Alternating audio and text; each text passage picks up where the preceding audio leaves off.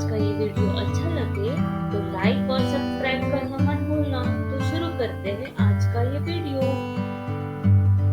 सभी को सुबह का नमस्कार। मेरा नाम अनंत है श्रीवास्तव है और मैं कक्षा छठी में पढ़ता हूँ।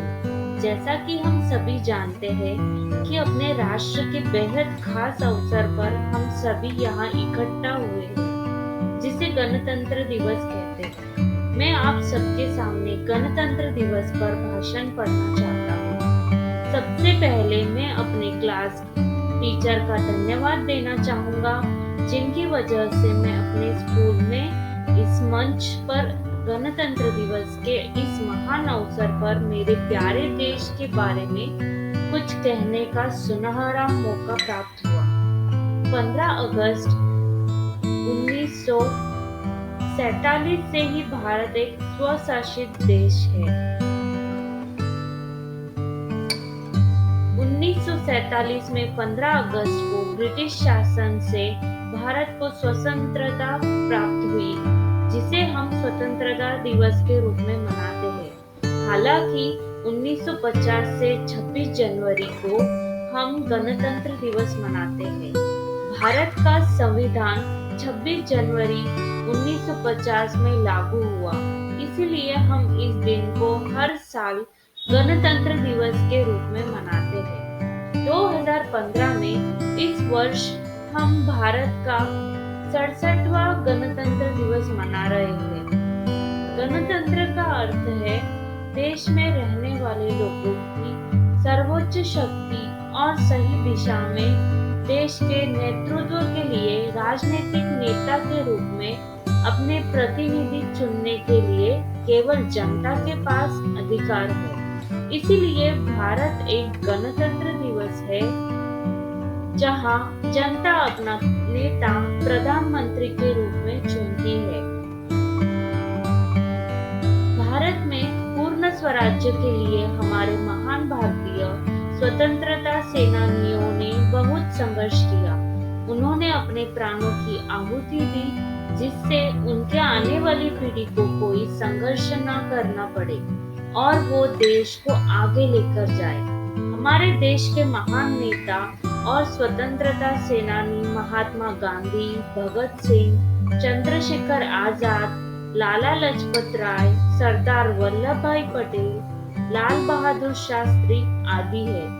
भारत को एक आजाद देश बनाने के लिए इन लोगों ने अंग्रेजों के खिलाफ लगातार लड़ाई की। अपने देश के लिए हम इनके समर्पण को कभी नहीं भूल सकते हैं। हम ऐसे महान अवसरों पर इन्हें याद करते हुए सलामी देना चाहिए। केवल इन लोगों की वजह से ये मुमकिन हुआ है कि हम अपने दिमाग से सोच सकते हैं और बिना किसी दबाव के अपने राष्ट्र में मुक्त होकर रह सकते हैं।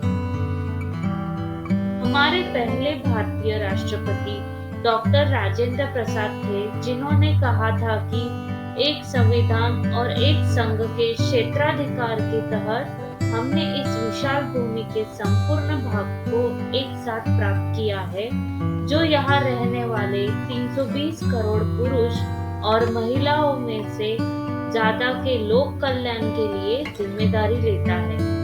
कितने शर्म से ये कहना पड़ रहा है कि हम अभी भी अपने देश में अपराध, भ्रष्टाचार और हिंसा, आतंकवाद, बलात्कार, चोरी, दंगे, हड़ताल आदि के रूप में से लड़ रहे हैं। फिर से ऐसी गुलामी से देश को बचाने के लिए सभी को एक साथ होने की जरूरत है, क्योंकि ये विकास और प्रगति के इसके मुख्य धारा में जाने से अपने देश को पीछे खींच रहा है। आगे बढ़कर इन्हें सुलझाने के लिए हम अपने सामाजिक मुद्दों जैसे गरीबी, बेरोजगारी, अशिक्षा, ग्लोबल वार्मिंग, असमानता आदि से अवगत रहना चाहिए। डॉक्टर अब्दुल कलाम ने कहा है कि अगर एक देश भ्रष्टाचार मुक्त होता है और सुंदर मस्तिष्क का एक राष्ट्र बनता है। मैं दृढ़ से महसूस करता हूँ कि 3 प्रधान सदस्य हैं जो अंतर पैदा कर सकते हैं। वो पिता, माता और एक गुरु है। भारत के एक नागरिक के रूप में हमें इसके बारे में गंभीरता से सोचना चाहिए और अपने देश को आगे बढ़ाने के लिए सभी मुमकिन प्रयास करना चाहिए। धन्यवाद। जय हिंद।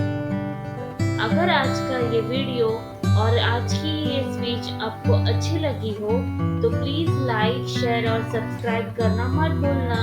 बाय।